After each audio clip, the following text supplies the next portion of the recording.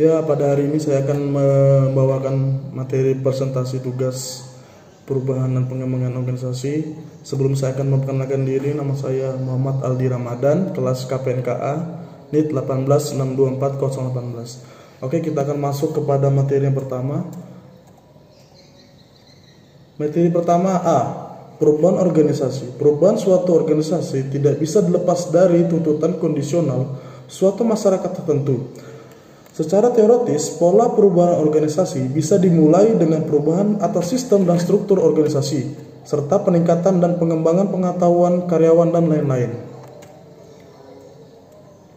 Kemudian, makna agen pembaruan dalam konteks perbaruan.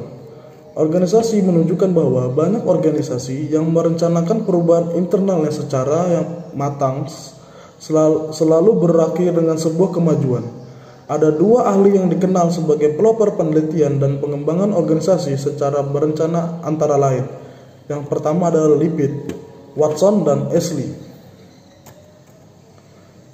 Kemudian, kemungkinan perubahan berencana dalam organisasi.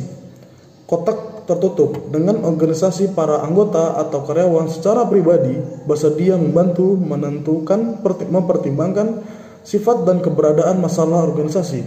Yang kedua, teknik kolaborasi para karyawan berusaha menggunakan sumber daya yang ada, kemampuan dan keterampilan yang relevan, dan latar belakang pendidikan.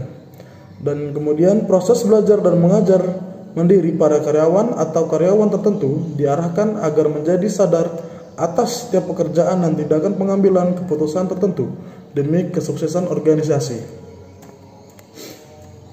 Peningkatan profesionalisme karyawan.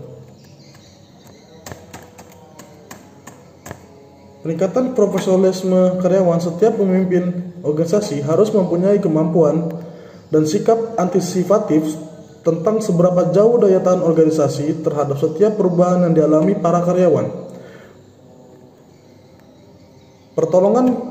Pertolongan kepada para pemimpin organisasi agar memimpin dapat mengantisipasi akibat perubahan yang cepat dan jangka panjang atas fungsi tertentu organisasi.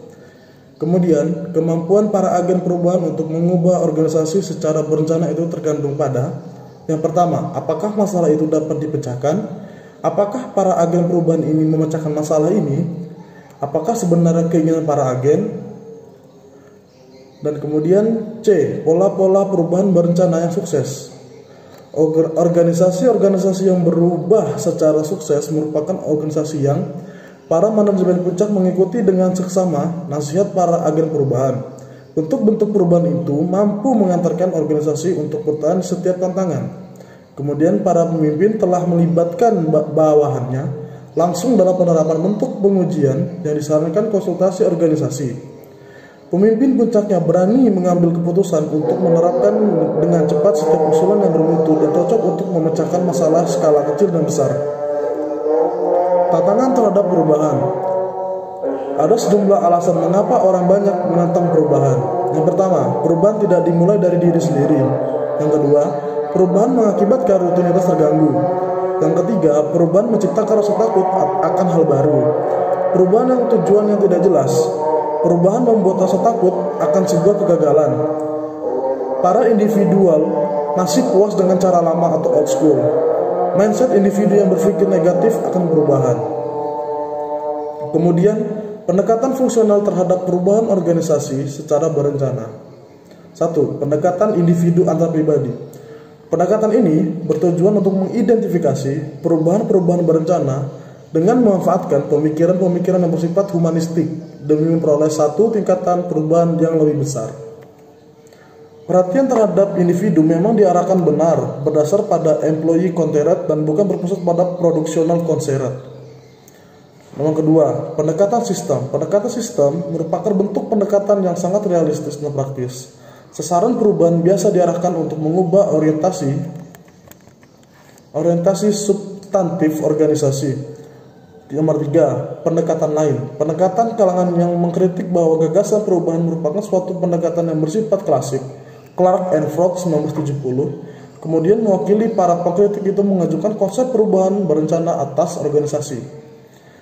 Yang kemudian T-groups dan pelatihan sensitivitas. Pelatihan ini bermanfaat agar setiap pemimpin dari berbagai tingkat organisasi dapat menemukan dan berbagi pengalaman belajar, meningkatkan kemampuan analisis dan perilaku orang lain. Metode kasus. Metode kasus merupakan suatu bentuk penelitian survei dan yang bertujuan untuk mendapatkan informasi langsung dari responden tentang suatu kasus tersebut. Kemudian bermain peran. Tujuan dari bermain peran adalah melibatkan partisipasi semua pihak sesuai dengan tugas dan fungsi dalam suatu permainan untuk menguji kerjasama kelompok untuk saling mengerti. Kemudian pelatihan pemimpin organisasi. Sebuah alternatif lain untuk menjelaskan sebuah perubahan adalah dengan melatih pemimpin organisasi.